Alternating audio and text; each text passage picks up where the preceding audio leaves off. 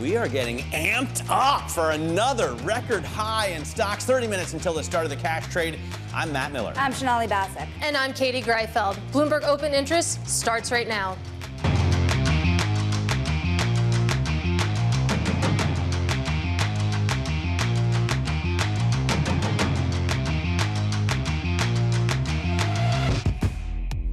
And coming up, Micron serves up the latest serving of AI optimism. The chipmaker is delivering surprisingly strong sales and profit forecasts.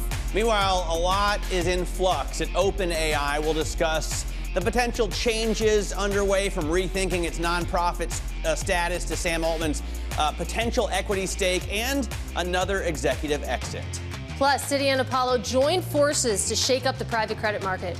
We've got the details on one of the most ambitious tie-ups in the industry. All that and more coming up, but let's take a look at where markets are trading. 30 minutes to go until the bells ring, and as Matt said, right now we're looking at record territory. The S&P 500 recovering from that small decline that we saw yesterday, currently up about 0.8% pre-market. Big tech one better, of course. The Nasdaq 100 up about 1.6%. We got more stimulus out of China. We got Micron ripping. And of course, we got some economic data that we'll discuss. You add it all together, pretty quiet in the bond market, all things considered, Matt. The 10-year yield only up about 1 basis point. Yeah, the economic data is good news, and it looks like that's good news for stocks right now. Here you see in blue the economic surprise index. It's finally turning higher, and that's because in white you can see the U.S. economic surprise index really ripping up with the labor market impressing. Initial jobless claims remain low at 223,000 for the week. All these records are almost getting boring, aren't they? But let's take a look under the hood here because there is some more optimism when we take a look at stocks. Micron just soaring, helping lift the tech sector after reporting strong earnings and lifting its outlook, helped by demand for its AI products. You have Micron up now 17.7%. I've got to say, Micron's gains have been accelerating this morning. CarMax had reported net sales and revenue that beat this morning. However, the company added an extra $50 million to its loan loss projections. You have CarMax now down 5.4% pre-market. Citigroup up 0.6%. It had announced a landmark deal with Apollo for a $25 billion private credit push. You also have Apollo shares now up 1.2% pre-market. We'll talk about that later in the show, Matt. Yeah, we will focus in on that big private credit scoop. Let's talk, though, about what's going on with these records. I mean, we had good news on the labor front, right? We did. We're not getting a lot of layoffs yet. We aren't. And we had good news on the GDP front. We certainly We're still seeing a lot of growth. We are, yeah. The economic picture looks good right now. You also have more China stimulus. Again, not the all-at-once big bazooka, but the steady drip of stimulus coming out of China. And then you also have Micron ripping, and you add it all together, we're looking at records, and life is pretty good. Life is pretty good. But the other thing about this that really gets me is you do have the government supporting economies around the globe still. I think that China story is so interesting. Your point about whether the Fed needs 50 after that strong data is also really interesting this morning, Matt, because market expectations have not changed by a whole lot. Why would the Fed go 50 with inflation where it is and the labor market where it is? We'll talk a lot about it in this show. You could ask the same question when it relates to September, of course, and the Fed still did go 50. So who knows? Of course, as Sonali says, we will discuss it. But let's get back to the AI story, because Bloomberg sources say that OpenAI is weighing a 7% stake for CEO Sam Altman and restructuring as a public benefit corporation tasked with turning a profit and also helping society. Bloomberg Technology's Ed Ludlow co-wrote that story. He joins us now from San Francisco. And we heard from Sam Altman this morning, of course, at Italian Tech Week. And he said that the executive departures are not related to a restructuring. Walk us through what we've learned and, of course, those latest comments. Yeah, so Mira Murati, who's the Chief Technology Officer, made a public statement yesterday that she has resigned effectively. And what sources tell us is happening in the background is she's still at OpenAI and is negotiating an exit. Murati is important. She's part of the intellectual capital of the company. But this is a high-profile exit. At the same time, we report, according to sources, that they're looking at options, right? This has been discussed for a long period of time to reorient and reorganize the structure of OpenAI to a B Corp, which for those that have never heard of a B Corp is basically a company that is for profit but has its lofty or societal goals codified in its legal documents. You still make money, but you help the world doing it. And the 7% stake that Altman would get is a part of that negotiation, because what you need to know is that he currently does not have any equity in the firm. And I think it's really important to state that we actually don't know what that 7% would look like. And we've not done any back-of-the-napkin math on it either. I have done some back-of-the-napkin math on it, and if they raise $6.5 billion and they're worth $150 billion, that means Altman's 7% stake would get him $10.5 billion. And that's always, I think, a good incentive for CEOs, Ed, when you give them $10 billion. Yeah, I mean, I go back and say, well, we don't know if it's an equity grant or award, or is it in the form of options or a schedule of grants with a vesting schedule or something like that. That's why we don't know for certain. Sam Altman has talked about this idea, well, I don't have any equity in OpenAI. And in interviews, he said, but I kind of wish I did, so you'd stop asking me about it. And so I'd have $10.5 billion. That's why I wish I had equity in it. First of all, I love it when Matt gets nerdy and does math on the back of an envelope. Also, Ed, how does this change incentives for OpenAI? I think that's really the important part of this. If you have him getting so much equity and moving more and more away from that nonprofit goal. This is at the core of the story, right? So when OpenAI was founded in 2015, it was as a non-profit, a charitable organization with the idea of developing AI for the benefit of mankind, right? That the goal is more narrowly focused, that the technology you're building serves society. And if you are approaching it with the goal of making money, then that original pure vision is tainted or not as attainable because of your commercial goals. Now, to go back to the original question at the start of this conversation, and Mira Murati, Sam Altman came out to Katie's point this morning at this Italian Tech Week and said, Mira's departure has nothing to do with talks about a restructuring. And what we don't know is whether she disagrees with that philosophical principle, whether or not OpenAI should be pursuing purely commercial goals or not. That is the tension here. But Matt makes a valid point as well, which is OpenAI has commercialized now. It's growing incredibly quickly on both the consumer and enterprise arms of its business, and it is bringing in some revenue. So the valuation that the investors who are clamoring over it are discussing reflects that. Ed, we could talk about OpenAI and all the C-suite drama that we're seeing at that company for the entire 2 hours, but I can't let you go before I ask about Micron, because, of course, the company reported earnings last night. The shares are up 18% pre-market. Of course, it's been a rough ride for memory chip makers, so maybe expectations were low, but walk us through that. I mean, shareholders clearly psyched this morning. Sure. The earnings and the equity story are now matching what is happening in the real world. Micron's up 18%. The guidance for the fiscal first quarter of $8.7 billion of revenue, boosted by AI sales, was ahead of expectations. And really simply put for our audience, if you walk into one of the data centers we've all been talking about, go up to one of the server racks, pull out one of the drawers that has an NVIDIA GPU in it, around the outside of that NVIDIA GPU will be about 8 Micron HBMs, high bandwidth memory chips. And so that's the logic here. If NVIDIA is seeing all this sales growth from AI, it's almost directly proportionate that Micron, that is making a successful high bandwidth memory chip, would also see demand, because the NVIDIA systems that are being sold are also using that technology. We're talking about the latest generation of NVIDIA chip. And so that's now being reflected in earnings. And the history lesson is that Samsung used to be really good at high bandwidth memory. It's kind of fallen behind, and Micron has kind of jumped ahead in the technology race, and investors are rewarding that. Well, they say they're the only ones who can actually produce it at scale reliably. I learned so much from Ed Ludlow. I love that guy. High bandwidth memory is just one form of dynamic random access memory chip. Ed, thank you so much for joining us. Bloomberg's host of the technology show, Ed Ludlow. You can catch his program at 11 o'clock. Now, let's talk about all this with Andrew Slimmon. He's a senior portfolio manager at Morgan Stanley Investment Management. And Andrew, as far as I understand it, you still expect an S&P 500 at 6,000 at year end. Is that does that continue to be driven by this AI craze, by good news out of Micron and NVIDIA?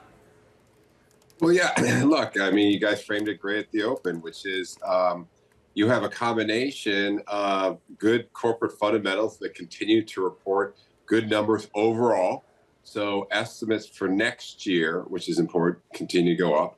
And you have incredibly accommodative central banks. So I think more liquidity induces higher risk, and corporate fundamentals that justify owning stocks, and that's pushing the market. What surprised me is kind of the typical presidential election schedule where the market gets anxious.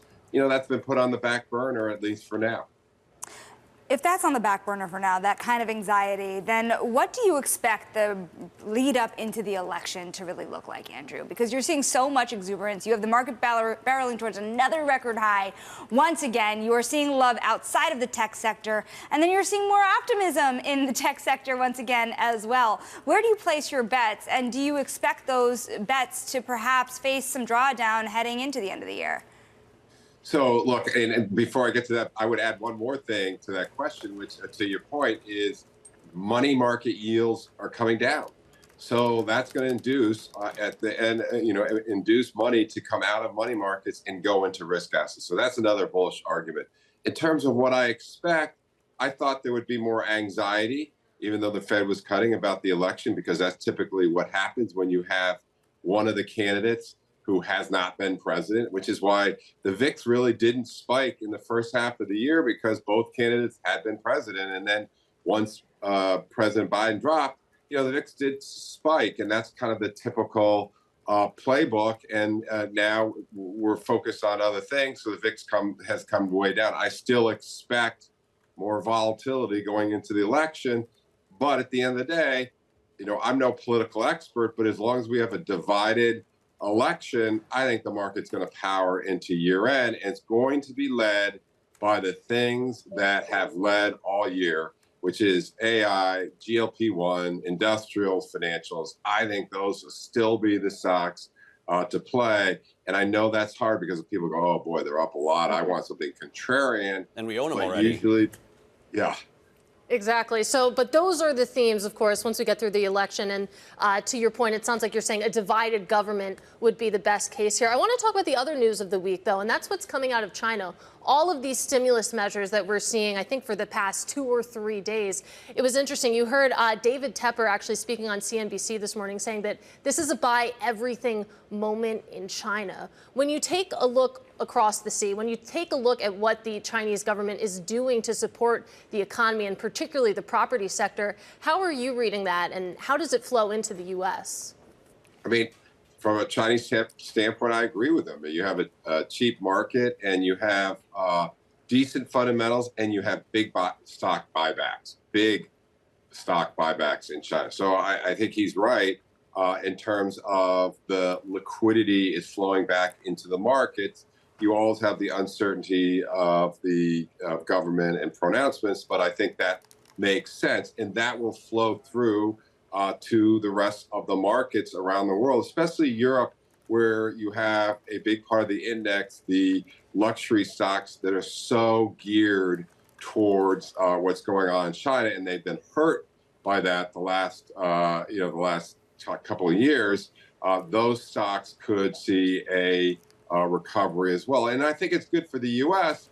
The drawback for the U.S. is you have a dramatically higher priced market than you have in China and Europe. Doesn't mean there aren't good ideas, as I've already listed, but I think what's key here is you have to own companies that have the ability to beat and revise up their numbers, because on a standalone basis, I think stocks in general are expensive for their growth rates unless the denominator is low, and that's what we are seeing today. And that's what we've seen, say, in the AI stocks. So when I say denominator, I mean the E of the PE.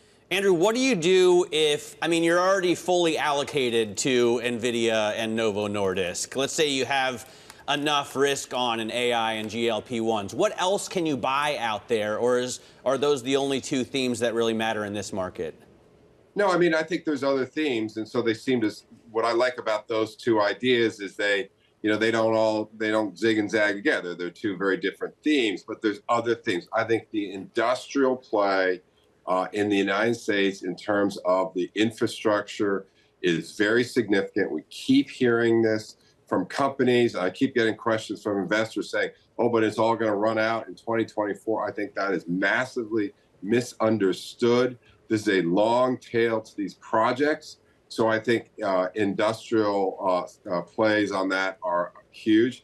And then I think the financials and specifically the asset and wealth management industry is going to benefit as money comes out of money markets and chases into higher risk assets.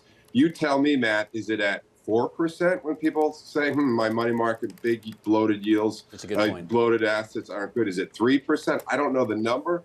I just know directionally money is going to chase into, it's not going to all be equities, but higher risk assets, and that's good for financial industry.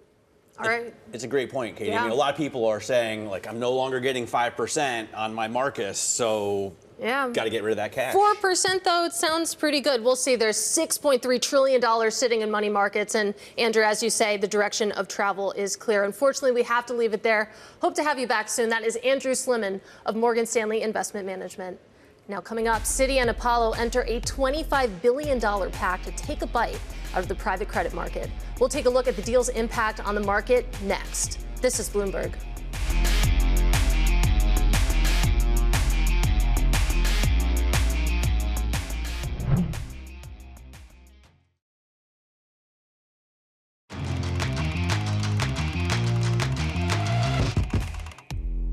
Let's get to high interest now. Look at what's making headlines around the world. New York City Mayor Eric Adams has been indicted following a federal corruption investigation. That's according to people familiar with the matter. Mayor Adams vows to remain in office and fight the charges. He spoke last night after the news of his indictment was made public and accused the federal government of lies. On U.S. Steel, Democratic presidential nominee Kamala Harris made it clear keeping domestic control of steel production is important. More important than the possible job losses if Nippon's proposed takeover of U.S. Steel falls through. The U.S. Steel CEO said earlier this month it would have to close plants and move its headquarters from Pittsburgh if the $14 billion deal doesn't go through. And Hurricane Helene is pushing deeper into the Gulf of Mexico. It is forecast to make landfall in Florida this evening as a full-blown Category 4 storm with winds at 90 miles per hour. The U.S. National Hurricane Center warned that preparations to protect life and property should be rushed to completion. Sonali. And Matt, we're going to talk about that story that is just lighting up the terminal this morning. Wall Street heavyweights Citigroup and Apollo decide to get into the ring together. The two are teaming up in a 5-year, $25 billion push into the world of private credit. Mubadala and Athene will also be part of this venture, and it's going to focus first on North America. Here's the interesting thing, and we spoke to Jim Zelter about this. Jim Zelter is the co-president of Apollo. Remember, Zelter used to work at Citigroup. He ran the business, guys, that did a lot of these debt deals. This was a business where you had the banks and the private credit firms and a fierce rivalry until, say, last year. You saw Wells Fargo do a deal with Centerbridge. You saw JP Morgan try to start their own venture of sorts. You have Goldman raising money in their private asset management arm. And now you're seeing a landmark deal. You have Apollo and Citigroup really striking one of the largest deals, maybe the largest deal as we know it in this world. So something I've been wondering, and obviously $25 billion, that's huge. And Sonali, you can mention you broke the story. That's PSUS. That's exact. Well, it's what PSUS wanted to be. We'll see if that does come to the public markets. But I'm wondering how much of this private credit enthusiasm that we've seen is a higher rate phenomenon. There was a really interesting sort of sign of the times story on the terminal the other week that Algius actually refinanced a private loan that it got from Vista in the public markets, that basically they saved about $75 million in interest by doing that. So as rates come down, I mean, does some of the steam come out of the private credit market? It's a really good question, and we've been seeing that all year. It's been certainly already happening because you see so much demand in the broadly syndicated market. You are seeing companies really go to public markets at a pretty low rate. So yes, that push-pull is very real. For the sake of Citigroup, right? You have Citigroup here as the #2 underwriter on investment-grade deals, so massive debt underwriter here, but in high yield, in leverage finance, they have dropped out of the top 5 more recently. And the hope is working with Apollo here will help them push back into that top 5 and work with those kind of riskier companies and private equity buyouts as they come. But wait a second. So they're not doing well in high yield, and they don't have a strong enough private credit arm to do it on their own. They don't have a private credit arm to do it on their own. So they have to link up with Apollo because they can't do this. They have, how many 100,000 employees do they have? Can't they do it in-house? This is such an if you can't beat them, join them story. So Apollo keeps saying, hey, Citigroup has 1,700 employees that work on these types of deals. That's corporate and commercial bankers that scour the globe here to make this done. This is North America, but they could here expand this globally as well. $5 billion, guys, is expected in the first year. Remember, $5 billion is what we've reported that Apollo could be investing with Intel alone. Right. So you can get there pretty quick. Sorry, I have to correct that. 200, at least according to the terminal from June, 238,000 employees at Citi. Appreciate that correction. It is noted. Fascinating story, of course. A lot of money that we're talking about when it comes to that Citi Apollo venture for private credit. Meanwhile, let's take a check on the public markets right now. About, I don't know, a few minutes until the bells ring. You can see we are looking at a big, strong rally. The S&P 500 up 0.8% pre-market. The Nasdaq 100 1.6%. That's your leader, but small caps putting up a fight as well. The Russell 2000 currently up more than 1% before the bell. This is Bloomberg.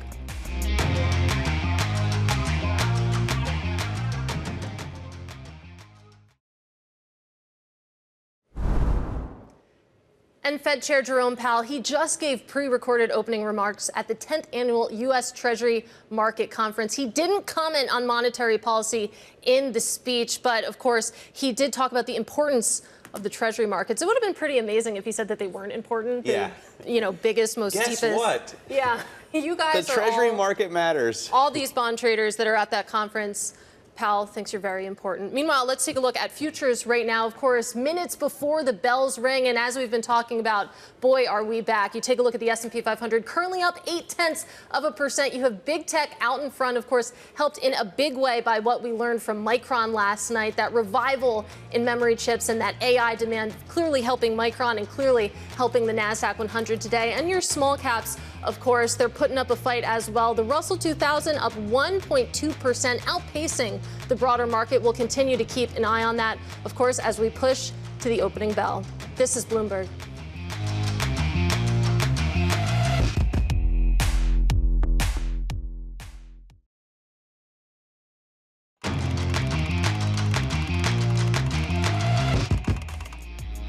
We are moments away from the start of trading, set up for a 42nd record high on the S&P 500. This is Bloomberg Open Interest. I'm Matt Miller. You can see futures up 0.8% on the S&P. Nasdaq futures up double that right now after Micron beat on both earnings and its forecast for sales and revenue, saying that customers want their high bandwidth memory chips, which are so useful apparently in artificial intelligence. On the New York Stock Exchange, BKV celebrating its IPO, and on the NASDAQ market site, you have BioAge. It's going to help us, I guess, age better. I'm really looking forward to that. In terms of the markets here, as long as we stay on track today, the good news of the labor market, we got low initial jobless claims and growth. We got high GDP. Looks like it's going to be good news for stocks. Katie Greifeld, what are you seeing?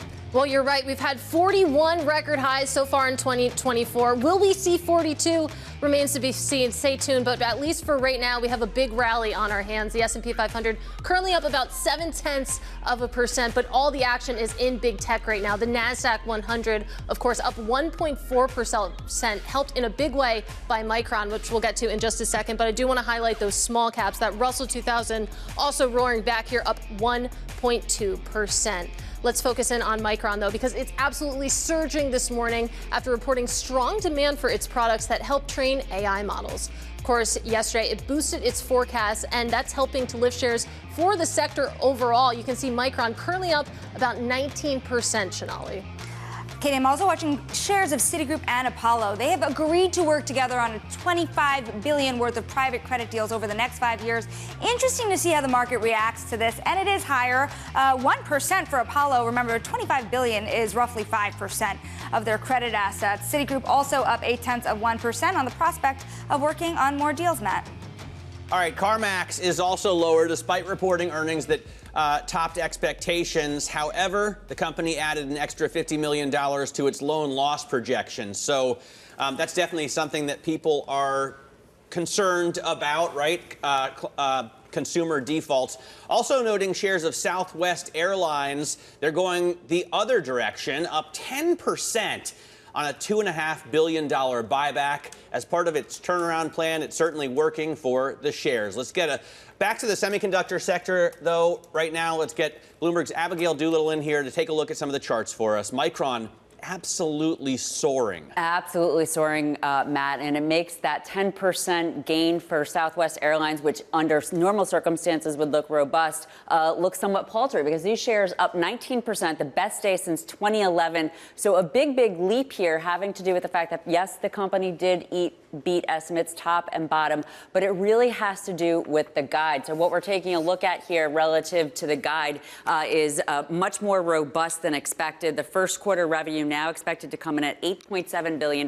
That's 5% better than where the street had been. Earnings of $1.72 per share. That's 15% better than where the street had been, having everything to do with AI and a lucrative new chip called the high bandwidth memory. Now, let's put this into the context of the stocks and, in fact, Micron on the year. This is really pretty interesting. So Micron earlier this year in blue had been up as much as 80%, but then after we had NVIDIA and some of these other AI stocks fall as investors wondered whether or not the AI craze was worth it, you can see that it was basically underperforming both the stocks and the S&P 500. But now we have Micron above both of those estimates, up 32% on the year, again, outperforming the stocks. But the stocks juiced in a big way, too. Katie, we have that stocks now up on the day over the last 3 days, higher by, I think it's like 5 or 7%. Actually, I think it's closer to more than 10%. So these chips really on fire.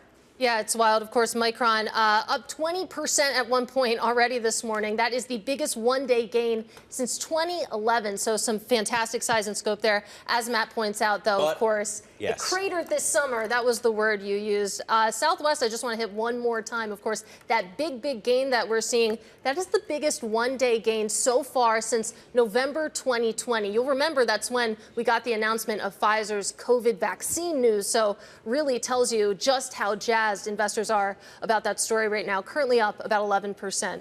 Let's broaden out this conversation, though, with Kestra Investment CIO Kara Murphy joining us now. And Kara, I want to go to the first line in your notes. You say that policymakers should continue to be vigilant about inflation. And that caught my eye since it seems like policymakers and investors are happy to say inflation's over, declaring victory. How much of an upset would it be then if we got a surprise to the upside on some of these inflation readings? Well, I think even just to remember how much expectations have changed over the course of the last 9 months. So as of end of 2023, Fed fund futures markets were anticipating below 3.5% on the Fed funds rate. It peaked at 5%. Now we're at 4%. So even in the most recent Fed rate cut, it was only the few days before that cut that the market coalesced around a 50 bip rate point cut.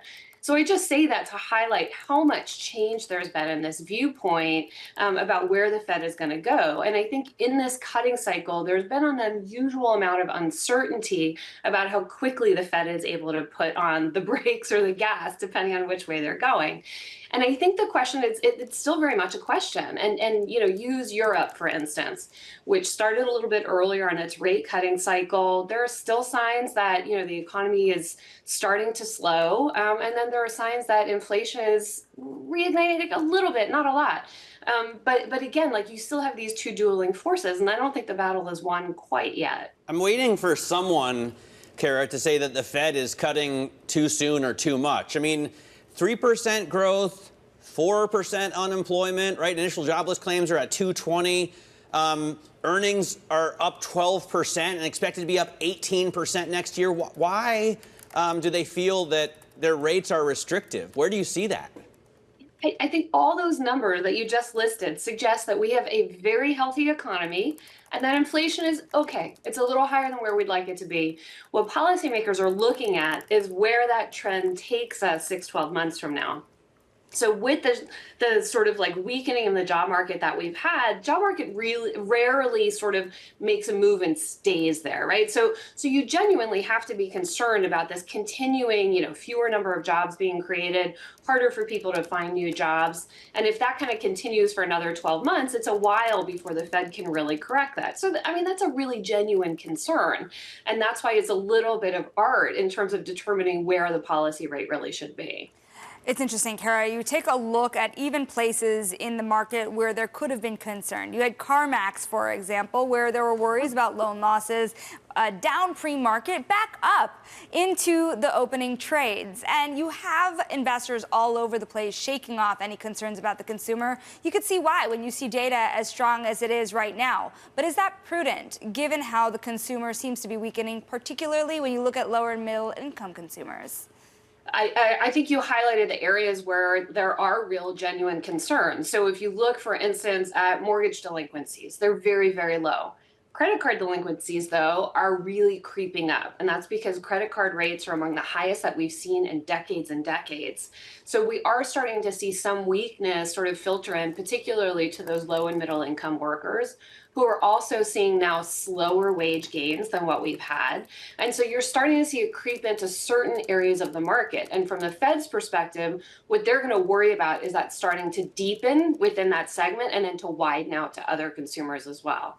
Okay, so something to keep an eye on there, of course, when it comes to delinquencies and the consumers. But I want to broaden out and I want to talk about politics. I believe we're under 40 days to go until we get that U.S. presidential election. And we were having the conversation with Andrew Slimmon at the top of the hour that you think about what the best outcome would be. And it's not necessarily who wins the top ticket, but it's about the down ballot races and whether or not we get a clean sweep or a divided government. His thinking was that basically division would be the best case here. How are you thinking? Well, I would actually say the best case scenario is that we have certainty, because what the market dislikes more than anything is uncertainty. So if we're able to come out of that election in early November and actually know who's going to be not just in the White House, but in these other seats, that's going to be a good thing, because then we can sort of plot out the policy path a little bit more. And I think in generally, the market has really spoken, not so much whether they prefer a Democrat or Republican House or White House, but they have spoken in terms of liking a divided government. And so that's been a sort of consistent theme over, 100 years worth of data. So I don't think that's a terrible place to be if we do end up with a divided Congress. What if we have a red sweep? What if we have Trump winning, the Republicans taking the Senate, tax cuts deepened, corporate taxes lowered, tariffs raised, mass deportations? What does that do to the inflation picture, the economy, the markets? So it's all about sort of squaring that circle between what a candidate says they're going to do once they're in office and what they can actually do. In the scenario that you've painted, right, with a red sweep across, the assumption is that all of that would actually get passed. I actually think that even that's going to be a real stretch. It's going to be really hard to pass really aggressive tax rate cuts when you still have a lot of Republicans who are very fiscally minded, watching the deficit. So it's still going to be a give and take, even in a red sweep. Kestra Investment CIO, Kara Murphy, thank you so very much for your time today. Of course, very interesting moves in the market right now. Want to look at two things going on here. Of course, the S&P 500 hitting an intraday record in the U.S. Open. And remember, we have hit multiple records this year. You saw that strong data this morning. And we want to take a look at just what's moving the market as well. But it's not just the United States, as though Matt has been talking all week about the exuberance that has been here in the U.S. relative to everything else. Also taking a look at, of course, course, the NASDAQ Golden Dragon Index. You have seen it over 4 days jump up to the tune of almost 20%. 11% of those gains come today alone. Of course, this is a way that many U.S. investors as well gain access to Chinese equities here, particularly ADRs. And so the exuberance is coming all around. You know Carol Master is going to be touting the Golden Dragon Index at the close. She's always so focused on those Chinese stocks. And obviously, it's a huge tailwind for stocks today. Plus, you have Micron coming back. Plus, you have Southwest coming back. They cratered also earlier this year. Those two, by the way, not nearly back to their all-time highs. No, it's a good point that when you think about levels, not quite there. The direction of travel is interesting. Interesting, too, that China is a tailwind today when the rest of the week really hasn't been. But still a lot of dispersion in the market. We're going to talk about some of that next, Katie. In top calls coming up, Hershey's gets kissed with the downgrade from Jefferies. One of the few sadder stories in the market today that's full of exuberance. In top calls next. This is Bloomberg.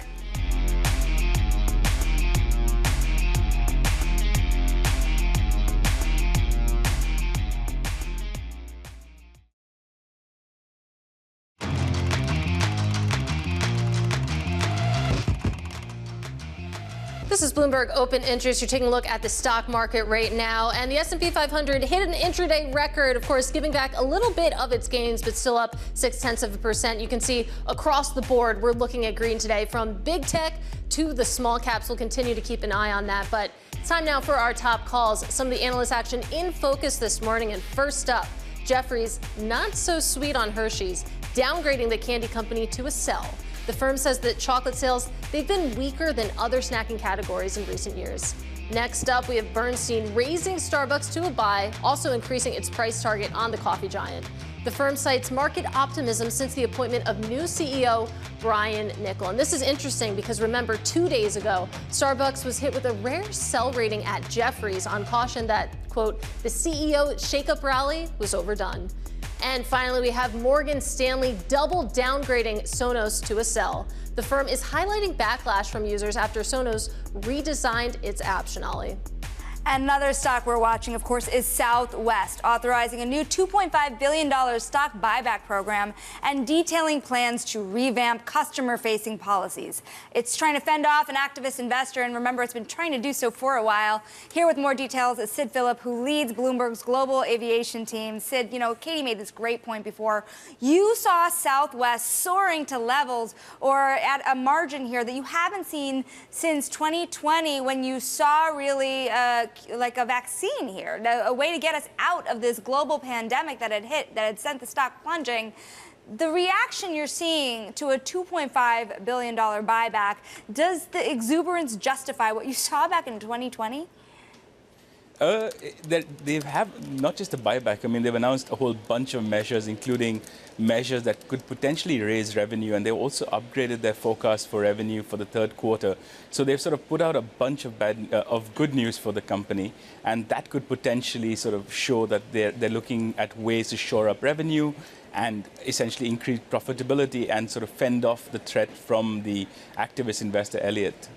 And I mean, how much of this, putting it into context, is just a case of very low expectations for Southwest? Because you look prior to today, through yesterday's close, the stock was basically flat on the year. The overall industry is up, what, 18% or so. So, I mean, how much of this is just, this is a stock that really needed some good news? And there is a large portion of that because, I mean, Southwest Airlines has underperformed its rivals, and that's in part because of the sort of struggle that the low-cost carriers in the U.S. have faced, as well as Southwest's own policies. I mean, they've been working on trying to upgrade their systems. They've talked about how they're going to move to assigned seating. They've also talked about how they're going to start increasing premium seating, and that's going to sort of bring in more revenue because, I mean, the other airlines have seen surging demand for their premium cabins, especially first and business class, and Southwest Airlines is a low-cost carrier, and so they don't have that available to them. So that's why they've sort of lagged the industry, and at the moment they're looking at ways that they can shore up profitability. When you look back, Sid, at the biggest move they've made in March of this year, they cut capacity, absolutely destroyed the stock. In fact, the drawdown was more than 30% from its high to its low this year.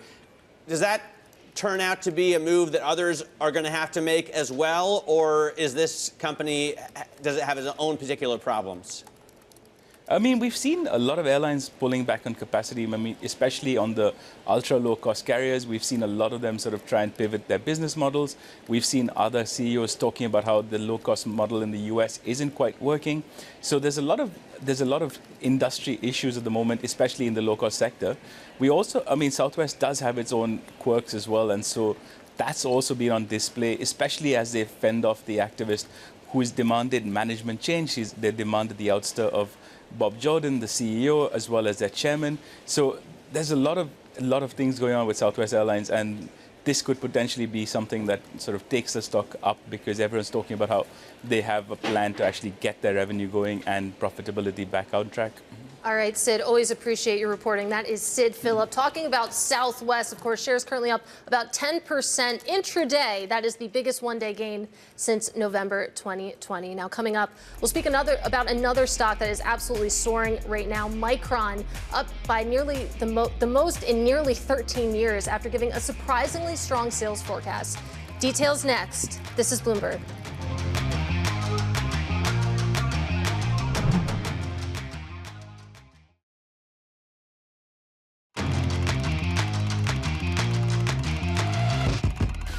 Let's get back to Micron, which is soaring after boosting its forecast on strong AI demand for its high bandwidth memory chips. Bloomberg Intelligence senior analyst Mandeep Singh is with us, and very good news. I keep looking at this and thinking, but this stock has gotten crushed this year. I mean, the drawdown from the high to the low is more than 40%. So it's kind of a bounce back, right? It is, and look, 90 days back, the management didn't sound very confident about their opportunity, and this time around, they quantified HBM growing from $4 billion in 2023 to $25 billion in 2 years, 2025. And so just the confidence in terms of the end market exposures they have around PCs and smartphones rebounding and the HBM, that's what made the difference. And look, CapEx, they increased slightly, but that's all going towards adding HBM capacity, which is what the street wants to see. So I am no expert in high bandwidth memory, to be fair, but what I do find fascinating is that they're sold out of this product, not through this year, but also through next year. And locked in, so they can't really raise prices, right? They've already agreed prices. Totally, which also, while that's great, to Matt's point, what would move the stock even further higher from here if they're already sold through next year? I mean, look, they are exposed to different end markets. So HBM is one part of it. The traditional DRAM that goes into servers is also an add-on, and that's still the bulk of the business. The good part is they're not seeing any pricing pressure anywhere. I mean, look, last year, 2023, their gross margins were negative. So clearly, there is that risk, pricing risk with memory. That's always the case. It's a cyclical industry, and you will see, supply catching up to demand. And when that happens, pricing comes down. They're saying it's not going to happen at least for the next 4 quarters. And switching gears here, you were wearing some very cool glasses yesterday when we saw you. A special pair of Ray-Bans. Of course, we're talking about the Meta glasses that you had on. It's interesting. I mean, you have a note out saying that basically Meta's position in wearables, it's aided by these glasses. But then you think about Reality Labs, which, of course, the glasses fall under. Even though these glasses are very cool, and I think you can attest to that, that category is losing so much money. It is, but now they have given us a proof point that all that investment has resulted in a product which consumers like. Actually, Ray-Bans, we think you will see a meaningful upside to unit shipments in Ray-Bans. And we're already seeing that. They keep saying they are supply constrained. So even if the monetization part is not that clear, they have a category-leading product that consumers like. Let's say the number out loud, because look, we're so breathless about Ford Motor Company losing $4.5 billion on EVs. Facebook is going to lose $18 billion on Reality Labs, and they have less revenue than Ford. So but then they called out Meta AI having 500 million active users. Now, where that's coming from, a lot of that is coming from... These are the Orion glasses, by the way. We're showing the picture. These are the ones that won't be available for years. They've already been working on them for a decade, and they're going to cost more than a laptop. These are a complete smartphone substitute. What we're talking about is Ray-Ban glasses, which you can use AI with, their own AI. We think that's a big advantage, the fact that they can deploy their own large language model on their own hardware. That's a seamless integration that Apple wants. Apple Intelligence doesn't involve using their own model. Right. They're using OpenAI's model. So that's where I think Meta really has a very strong case that they have that end-to-end integration when it comes to these Ray-Ban glasses. So you'll go from losing your phone to losing your glasses, basically. Exactly. Well, who doesn't lose glasses? Also one step away from chips in your brain. Well, although we can find them, right? If there's a chip in them. That's true. Then find you can just think about them. Yeah. Bloomberg Intelligence Senior Analyst Mandeep Singh, thank you so much for joining us. A lot of stuff to talk about in tech. Coming up next, RockCreek's Alifia Doriwala explains why she's expecting a turning point for active management. This is Bloomberg.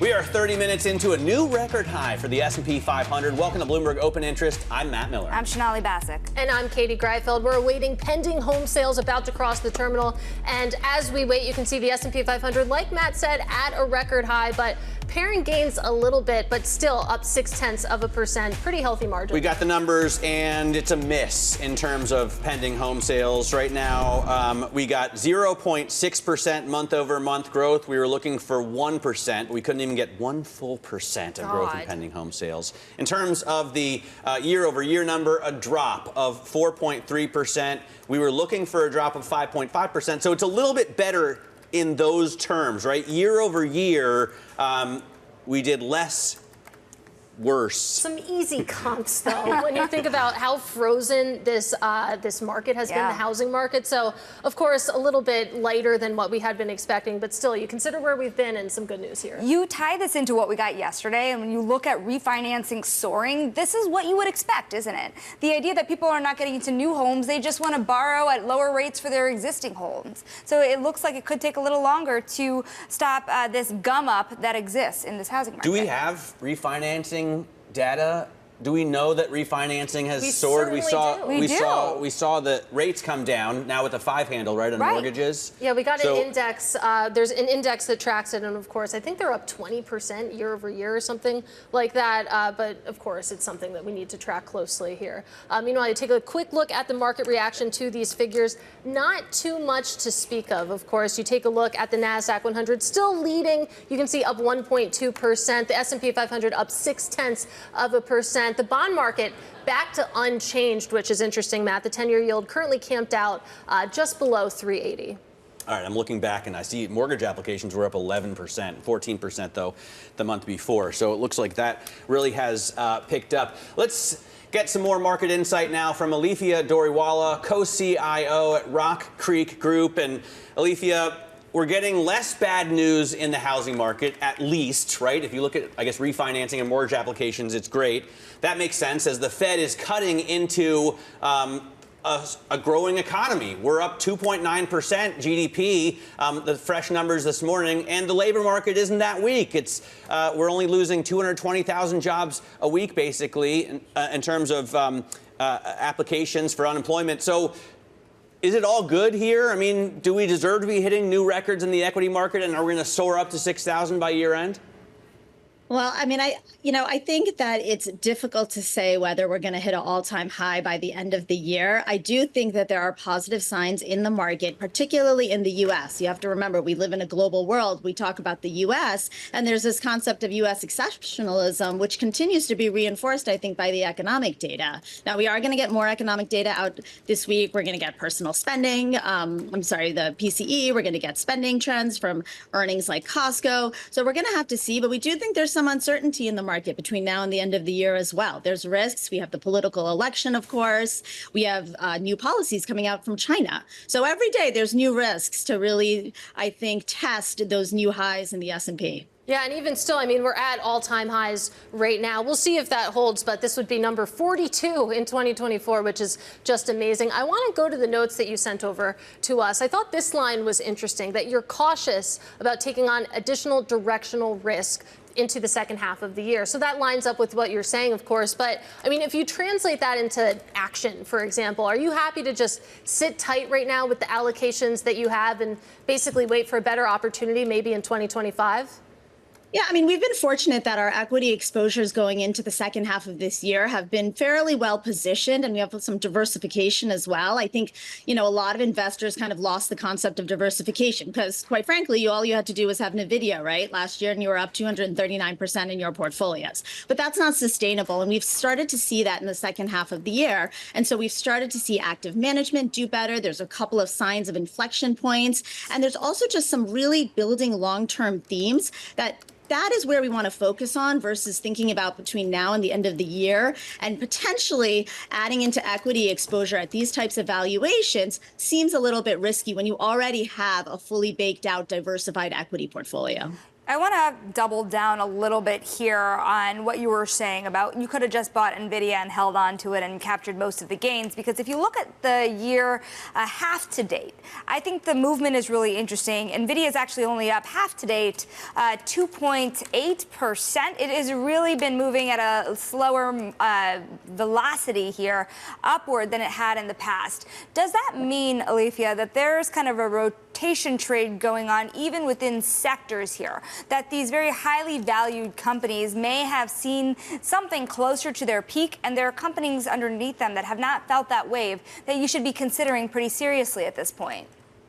I definitely think you have a segment of a second tier of companies that will benefit from the moves that these larger mega cap companies are going to be riding. But if you just think about the concept of AI, right, and it means so many things to so many different sectors, but it is a huge theme that will be here for the next 10, 20, 30 years. And our research shows that we're really at the early part of the adoption curve within AI. And scale is a big concept in AI. And so those top mega cap companies, I don't know if they've hit their peak, and I don't think anybody will know if we're still at the early part of that adoption curve. But to your point, that means there's a whole segment of next tier companies that are going to be able to profit and benefit from the moves that these mega cap companies have already made. Well, my question would be, is there anyone, who hasn't already added as much exposure as possible to AI?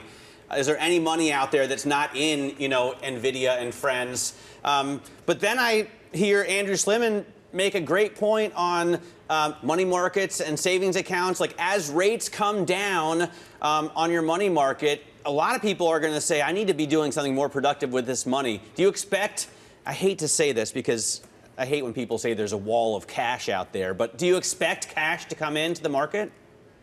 Well, there has been, no doubt, a very strong short duration positioning in fixed income. A lot of investors have just stayed in cash because why not? You were getting 5% plus. That is going to no doubt start to change, whether that goes into equity markets, pure public equity markets, or when you're an investor like us and we can invest in public and private markets, whether that goes into other parts of your portfolio, I think is the question. I think the private credit market is probably slightly saturated, though there's still interesting opportunities there. So maybe we don't see as many flows going into private credit. But if you can take less liquidity right now in your portfolios and you want to look at themes like AI, like healthcare across different sectors, then you have other options besides just the public equity markets. And so I do think that you may see the incremental dollar going towards a more diversified portfolio, which has not necessarily been the best positioning over the last 5 years, given the strength of the equity markets. Alifia, we thank you so much for your time. Of course, that's Alifia Doriwala, RockCreek Group's Co-CIO. We're going to take a look now at stocks moving under the hood this hour. Here's our Abigail Doolittle. Well, with all the China stimulus this week, Sonali, we have China tech stocks here in the U.S. The ADR is absolutely surging. The likes of JD.com up 13%, Bilibili up more than double digits, Pinduoduo, and then also Li Auto. The whole group is really higher, and the most recent part of the bazooka, because of course earlier this week interest rates were cut, the key rate was cut, plus the the reserve requirements for banks cut. Now there's more property stimulus, along with a up to $142 billion that bank boost for the top banks. So you can see the China tech ADRs, similar to Chinese stocks in the Asian session themselves, sharply higher. As for one of the top stocks here related to simply the U.S., Micron absolutely surging right now, up 17%. Probably still the best day since 2011. They beat, they boosted. The boost for the first quarter, the fiscal first quarter, very impressive.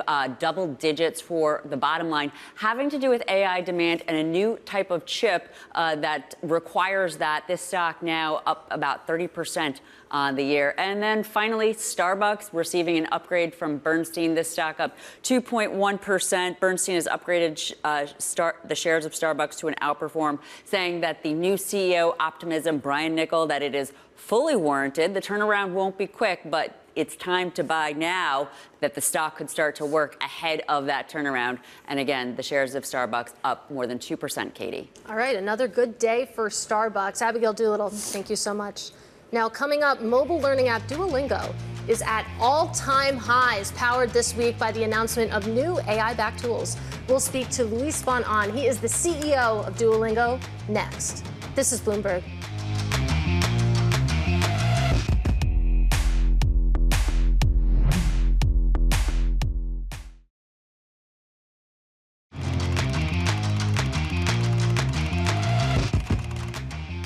Let's get a look now at high interest. What's making headlines around the world? Israel is keeping up its bombardment of Hezbollah targets in Lebanon, with the death toll eclipsing 600 this week.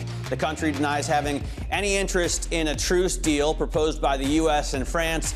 Foreign Minister Israel Katz said on X that the nation would continue to fight Hezbollah until victory and the return of residents to northern Israel. President Biden announced a $2.4 billion military aid package for Ukraine. The president plans to convene a leader-level meeting of key allies to coordinate additional support when he visits Germany next month. The announcement came ahead of Ukrainian President Zelensky's visit to the White House later today. And New York City Mayor Eric Adams has been indicted following a federal corruption investigation. That's according to people familiar with the matter. Mayor Adams vows to remain in office and fight the charges. He spoke last night after the news of his indictment was made public and accused the federal government of lies. All right, we want to switch gears here and talk about Duolingo. AI innovations powering Duolingo to all-time highs. The company revealing this week 2 new AI-powered innovations to the platform, which of course teaches over 40 languages as well as math and music.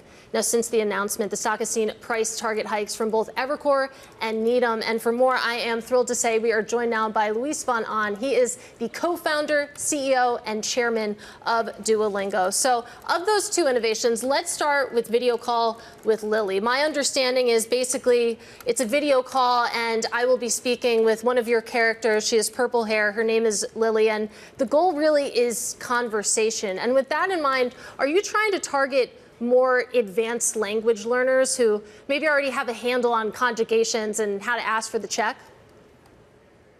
Yeah, we're trying to target everybody. The idea is historically, we haven't been able to get people to practice conversation very well with computers.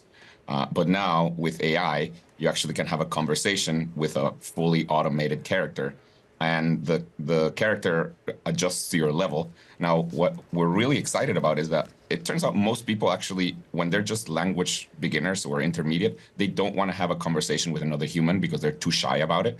But having a conversation with an animated character actually allows them to practice their conversation. So we're hoping this will really bring Duolingo to the next level in terms of teaching languages. It's fascinating, of course, the human psychology element and the decision to keep an animated character there as the voice and face of Lily. So my understanding is that video call with Lily, basically it falls under your Duolingo Max subscription, $30 a month. You just started rolling that out in April. And with this in mind, and with the launch of video call with Lily, should we be expecting any upgrades to your forecasts here? Well, I'm not really going to talk about forecasts or anything, but we're really excited about, about the uptake. I think people are really loving being able to practice their conversation. This is particularly true of English learners. So people who are learning English, they really care a lot about conversation. So we're excited about that. And I mean, to the point on English, when we spoke a couple months ago, I believe less than 50% of your daily active users were English learners. I know that that is a big initiative for you. So with that in mind, where are you when it comes to reaching that 50% threshold? Yeah, actually, the threshold we want to reach is about 80%. It turns out that the number of people in the world, the fraction of people in the world that are learning a language that are learning English is about 80%, whereas of our daily active users is under 50%. So we're hoping that, it'll get to 80%. This will take us a while, but, we're doing everything we can. And one of the important things are these AI innovations that allow us to practice more natural conversation. I think what's interesting also about this AI revolution, and as it pertains to language and companies that work on language like you do, is what it takes to get there and advance and grow. What's fascinating about Duolingo to me is that you guys have a nearly $13 billion company that at the end of the last year only had less than 800 people working at it. What does it mean for the workforce for you to be expanding in this way in AI? Yeah, we're quite lean. We still have it's a little over 800 people that we have working on Duolingo. And most of them are working on the actual product, so mostly they're engineers. It just turns out that engineers are quite scalable, and it's getting even better with a lot of the AI improvements, because a lot of the coding that used to be done entirely manually now can be done in part with the help of a computer. So we're going to continue growing the number of employees, but I don't think you should expect us to quadruple the employees anytime soon or anything like that. We're just going to slowly inch in, because we get a lot of efficiencies with AI. Well, continuing along these lines, it's interesting. Late last year, of course, you decided not to renew the contracts of about 10% of your contracted workforce, opting instead to use AI in some cases. And with that in mind, of course, AI not just enhancing the product that you offer, but maybe enhancing the productivity of your workforce. You expect to grow the workforce. Where are you hiring right now?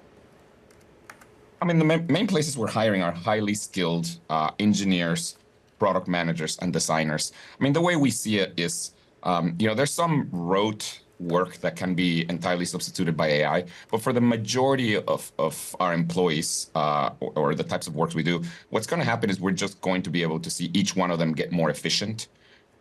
So we're not going to be doing anything like layoffs or anything. We're just going to get a lot more efficiency, because what happens is somebody who used to be an animator now can still be an animator, but they will be working on kind of the more conceptual stuff, as opposed to having to spend a lot of time on, tiny little movements of the characters. Luis, which now can be done mostly by AI. I'd love to go back to Katie's point a little bit as well about kind of the higher price tiers that you're offering people. What do you find people coming to Duolingo for? I'm a user myself. I want to learn Spanish. I use it every so often. I'm not using it in my job every day.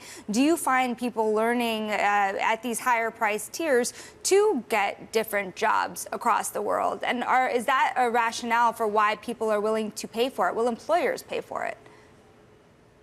Yeah, so there's many reasons for learning a language. The two big ones that we have among our users, and they're about half-half. One half is hobby.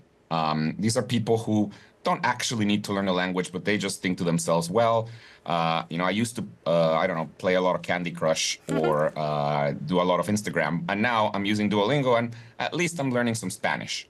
That's one group. And then the other big group are people who are doing this to actually learn a language, and doing so for either school or work. And usually those are people who are learning English. And so those are the two big buckets. It's easy to see that the people who are learning English are willing to pay because they really, they actually want to get a result. But it turns out that the people who are hobbyists are also interested in paying, because as with all hobbies, you usually get started with something, you get started small, but as you get more and more into it, you want to have more features, and then you end up paying. So we're seeing appetite to pay in both big groups. I'm glad you brought up Candy Crush. I'm not much of a Candy Crush player. I really like Two Dots, but that's a different conversation. But as part of course, the innovations that were announced this week, we mentioned Video Call with Lily. There's also Adventures, which are a mini game, Luis. So it's interesting that you're also trying to tap into that gaming mindset. Maybe people on the subway just want to have some fun here. Yes, Duolingo has always been gamified, and I think that's one of the big reasons why we've grown so much. It's because it turns out that learning a language on Duolingo is easy and fun, but we're really leaning into it. And it turns out there is one aspect of learning a language, which is these situational things where you may have to buy a croissant or, whatever it is, get yourself out of trouble, that you can really turn into a little bit of an adventure game. So some of the lessons are now going to be, as opposed to just having to do certain, translations or listening to things, you're going to be put into a full screen where you're in a situation where you may have to buy something or, clean up something or ask for directions or something. And, it's a whole game that you can fail. And it's pretty fun. And we don't have much time left, but I do want to talk a little bit about the stock movement. Of course, Duolingo shares hitting an all-time high this week, up mightily for the year. You take a look at what that means for market cap. As Sonali mentioned, you're close to $13 billion in market cap right now. You were under $7 billion a year ago. I know that you have plans to hire more, but is there any potential M&A in your future? I mean, look, we're always considering, how to expand to different things. As you mentioned, we historically have mainly taught languages. We of late now also teach math and music. We're always seeing what other subjects we can teach, and there may be some M&A opportunities there. However, there's nothing very specific that we're looking at. I mean, generally, we're just doing our thing and getting better at our main market, which is teaching languages. All right, Luis, that's a good place to leave it. Really appreciate your time today. That, of course, is Luis von Ahn. He is the CEO of Duolingo. Now, still ahead, the death of a pastry dream. Starbucks scaling back an Italian pastry brand, beloved by Howard Schultz. Details next in Social Climbers. This is Bloomberg.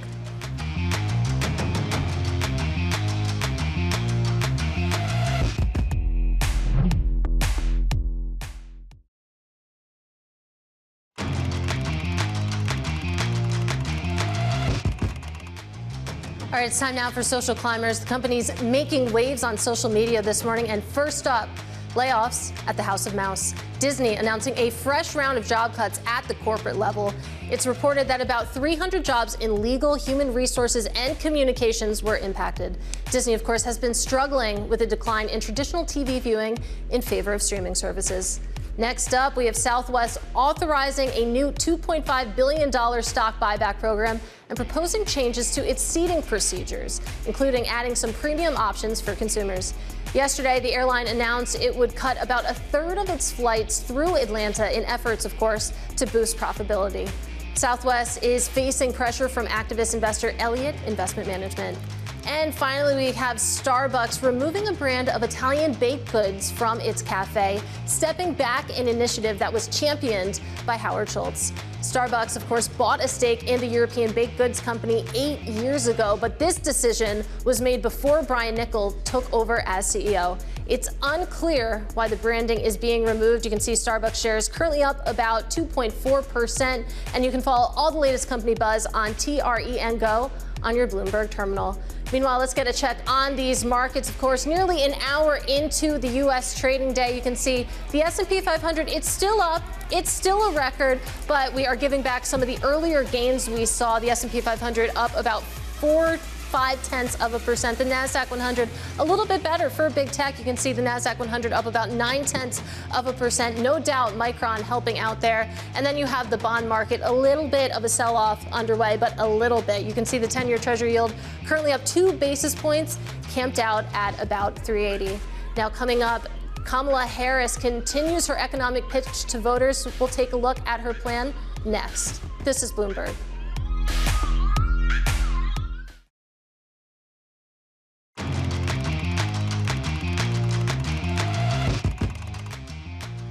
It's most important that we maintain America's ability to have American manufacturing of steel by American workers for a number of reasons, which includes, again, back to the point of growing our economy and how I think about the economy overall, investing in new industries.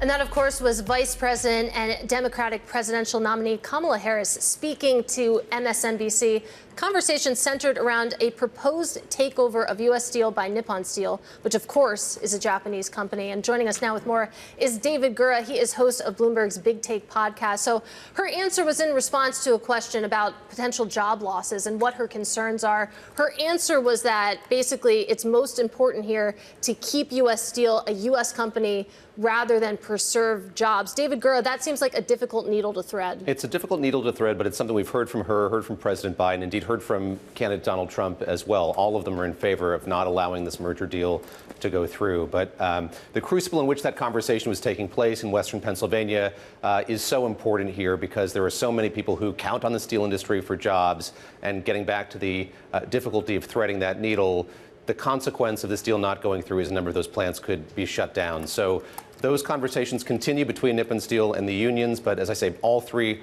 of these principles here, the two candidates and the sitting president, oppose it going through. You know, MSNBC is clearly very pro Kamala Harris, a very Democratic with a capital D network. And the last interview she did was also, you know, friendly. Are we going to see Kamala Harris challenged at all by the press? Is she going to have to give tough answers to tough questions before the election, or does she just sort of sit tight and remind everybody that she's not Donald Trump?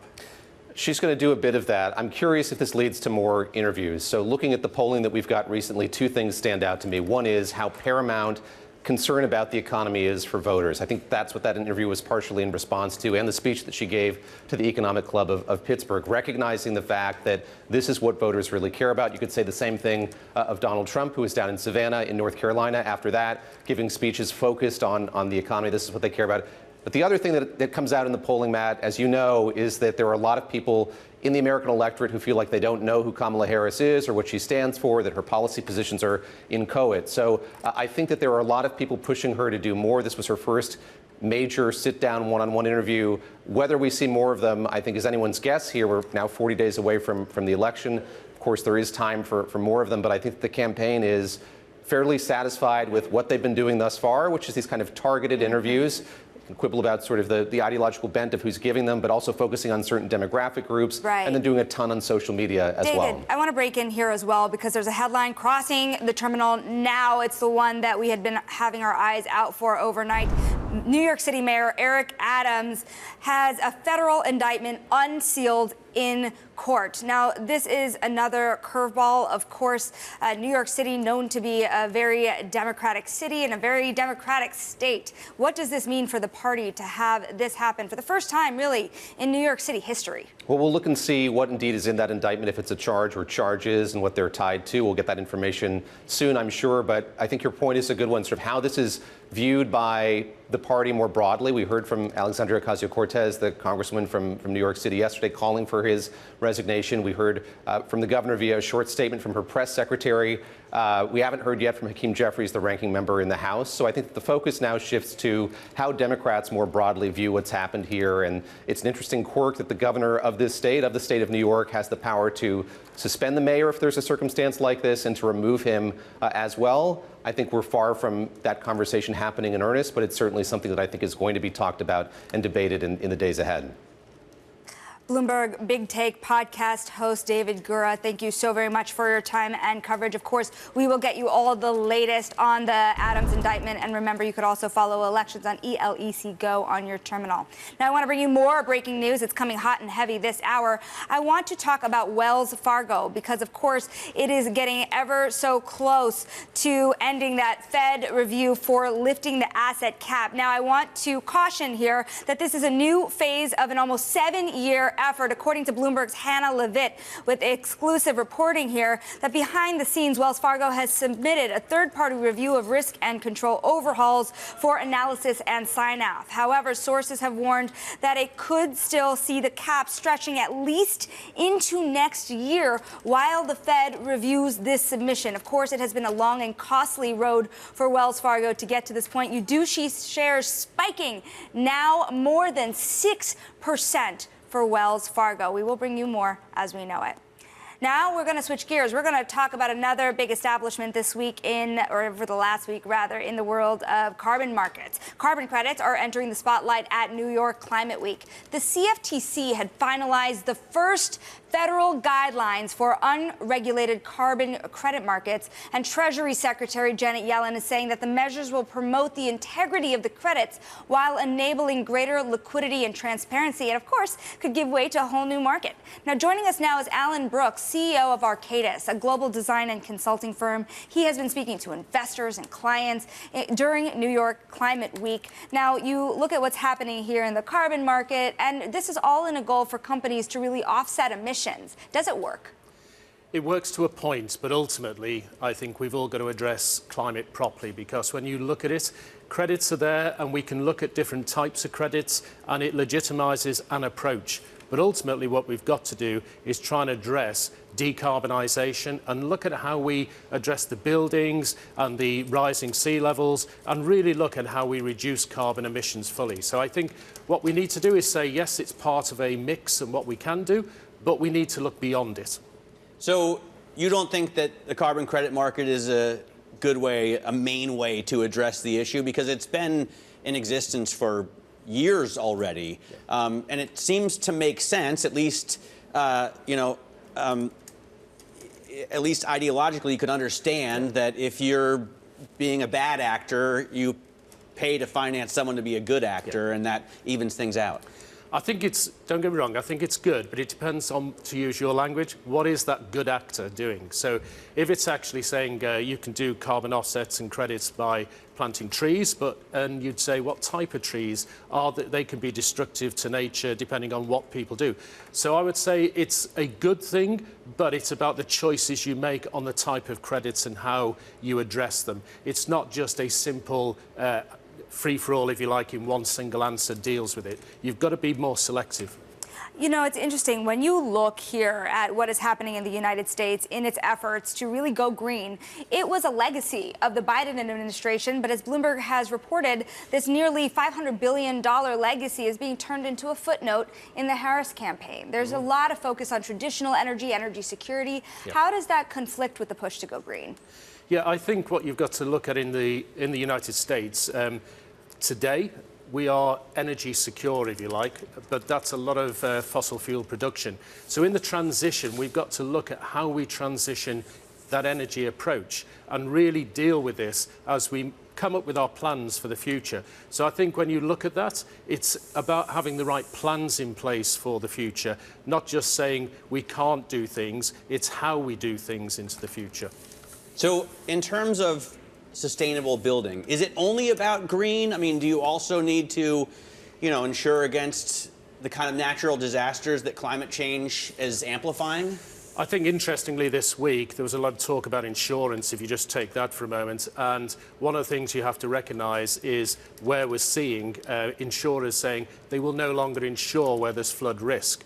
So, with some of the work we've been doing here, say on the East Coast resiliency, that's taken 200,000 people out of the floodplain. It's taken 21,000 businesses out of the floodplain, and we've got to address that. Otherwise, people will find themselves in difficulty around those rising sea levels. So, if you like, we need to address the bigger picture and say, how do we do that? We've done it here in Lower Manhattan, and it doesn't have to be about building walls either when you're looking at things like this. The Battery Park scheme is about creating open parkland for people, but it deals with the flood protection systems as well. So it is about us being innovative and looking to the future, not just dealing with, a risk and saying, let's build a wall and keep some water out, or let's buy some carbon credits. We've got to deal with what I would call not just the symptoms, we need to deal with the causes.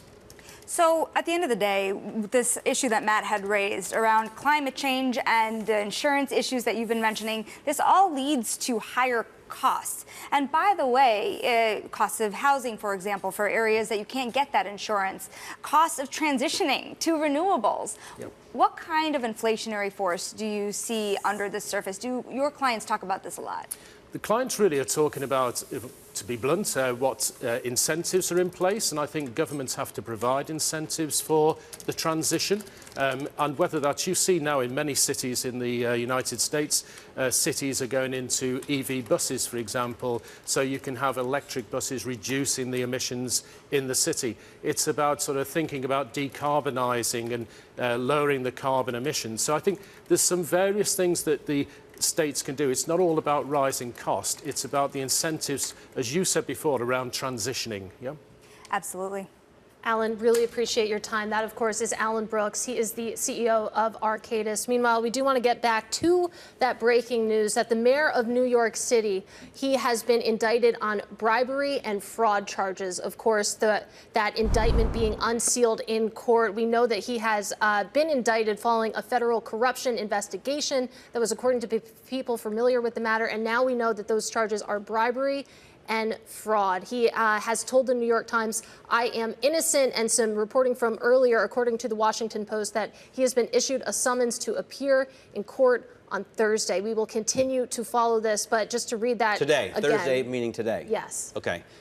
Amazing to see this happen, as Sonali pointed out, for the first time in the history of this city, the second black mayor in the 400-year history of New York, indicted on charges of bribery and fraud. So obviously some very serious charges. We'll await his statement, of course. It's only fair. You're innocent until proven guilty in this country, and he does claim innocence here. But this is an administration that has been plagued by concerns about this investigation, and now we're finally getting headlines. Part of the concerns here as well is not just what it means for the Democratic Party, but also down ballot races as well, what it means for House of Representative races headed into November. So a lot of political ramifications. And to your point here, we will see what this means for New York City. A lot of ramifications on how different parties are posturing around what is going on with the mayor. Now I want to switch gears here, bring you a little update here on Wells Fargo stock as well, because it has been flying off the heels of this Bloomberg scoop, up now 4.2% nearly.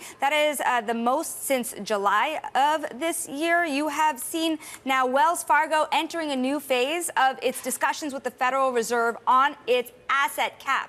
Remember, this has been a 7-year journey and has capped assets to about $1.95 trillion. That is the size at the end of 2017. So this could have serious ramifications for Wells Fargo, yet sources say that this could still move well into next year. We will bring you details as we have it. This is Bloomberg.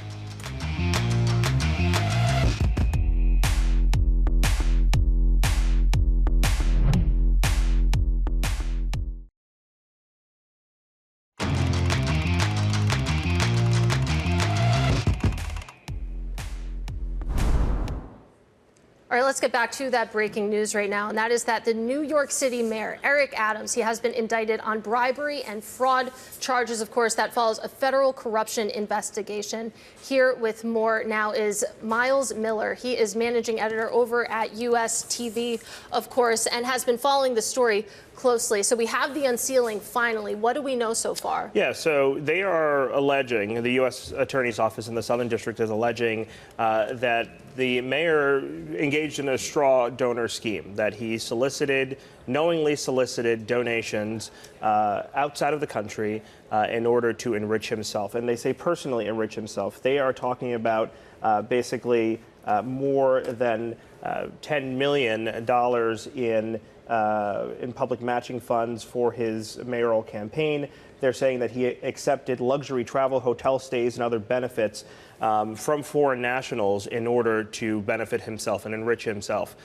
This is something that's been going on since last year, this investigation. They, of course, seized his phone in the West Village last year, and then we saw the search of his fundraiser's home as well. City Hall had initially said it was just they did their own investigation. They found wrongdoing by one person, but as you see, the U.S. Attorney's Office believes that it is the mayor himself who did this wrongdoing. So not only the mayor, though, right? Are they alleging that this was a conspiracy between the mayor and a number of the employees he has working for him? Specifically people in the campaign.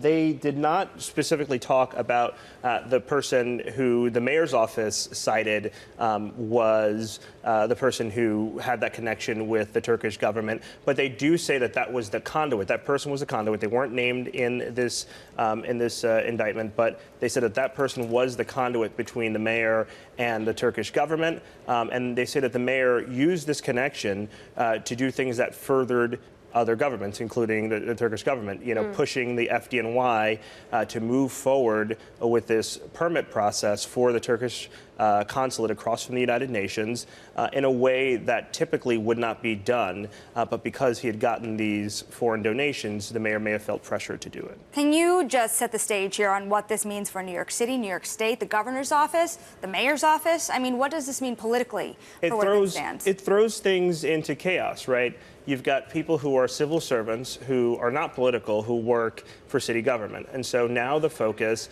is, what does this mean for me? What does this mean for me if I'm a firefighter or a police officer? What does this mean for me if I work, in any of these other city agencies? So you talked about the governor. The governor has the ability to remove the mayor from office. Right. If that'll happen remains to be seen. The governor released a 26-word statement in which she did not say she was going to do that. And then if that doesn't happen, there will be a committee that can meet. The mayor is able to appoint a deputy mayor to be on that committee, and then they'll determine whether or not the mayor is viable to stay in office. Well, that's where I want to go. Actually, what happens now? Because, of course, we know that Eric Adams has said that he's not going to resign. He said that he's innocent. But you do have some high-profile Democrats, including AOC, for example, saying that he should.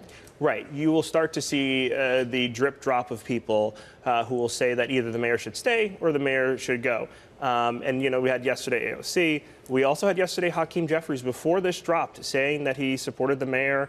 They're not exactly close. They don't have a close relationship, but he wouldn't go that far to say that he didn't support him. So it'll be interesting to see what national Democrats do, because he was, of course, a national leader. Of course, the office of the mayor of the city of New York, one of the biggest political offices in the country. Yeah, you had AOC separately saying that even before the indictment announcement, or news rather, had broken overnight, that the mayor should resign.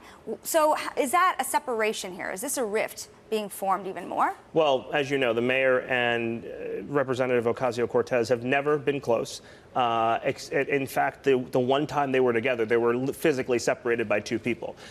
So, not exactly a rift in the party, but a rift in some parts of the party. It'll be interesting to see what Chuck Schumer says about this. It'll be interesting to see what other national Democrats say about this. But, he has made the case that this is direct from the Biden administration, because he has been vocal about the issue of migrants in New York City. If you read through this indictment, it is nothing about that. This is what they believe is strictly corruption on behalf of the mayor. Yeah, it says he sought and accepted improper valuable benefits for at least a decade, including back to the time when he was Brooklyn Borough president. So it's not just about what's going on now. It's been happening allegedly for 10 years. Miles, thanks so much for joining us. Miles Miller there talking to us about this breaking news. We'll continue to bring you any headlines, and of course we expect to hear from the prosecutor today as well. Meanwhile, in a separate story, the Justice Department is probing super microcomputer. This, according to the Wall Street Journal. You can see those shares have been halted after a drop of 6%. Super microcomputers drop triggered that halt. Of course, it does a 5% drop is the circuit breaker. So we'll bring you any breaking headlines on the DOJ investigation in the super microcomputer as well. I think everyone in New York is pretty firmly focused on Mayor Adams. This is Bloomberg.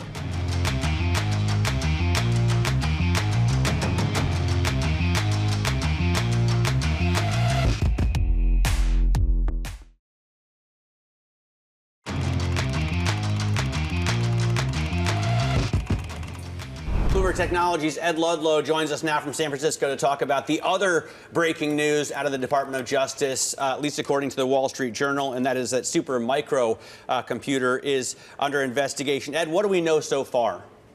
We know that, according to the Journal report, prosecutors in the very early stages have made outreach about Supermicro. The Wall Street Journal report cites anonymous sources who they don't identify, but this is the U.S. Attorney's Office. And the U.S. Department of Justice, of course, probes Supermicro, which is a data center server maker, following that report from Hindenburg. Hindenburg is a short seller, and in the recent short sellers report, by Hindenburg and Supermicro, they made a number of accusations that Supermicro basically dismissed as being false.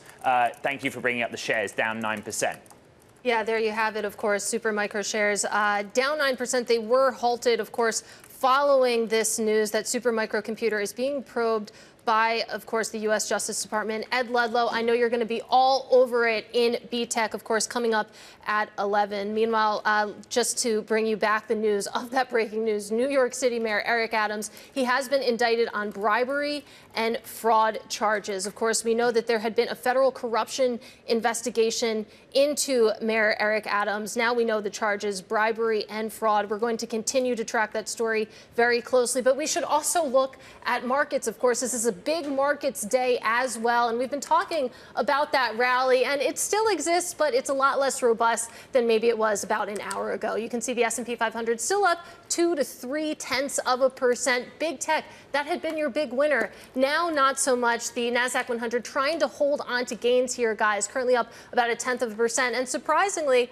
look at your leader right now. It is the small caps. The Russell 2000 still up about 0.5%. It's going to be really interesting to see the path to 4 p.m. today. Incredible. And it's interesting. I know that really it is a stock market day, but the bond market being 3 basis points higher on the 2-year yield has been interesting to me on the heels of that strong economic data this morning. You come full circle in just 2 hours, Katie. I'm tired. Where have we come? Well, the economic data is good news, for the economy, but not great news for more cuts from the Fed. And by the way, Nvidia is now a loser in this market, so that's weighing on the stocks. This is Bloomberg.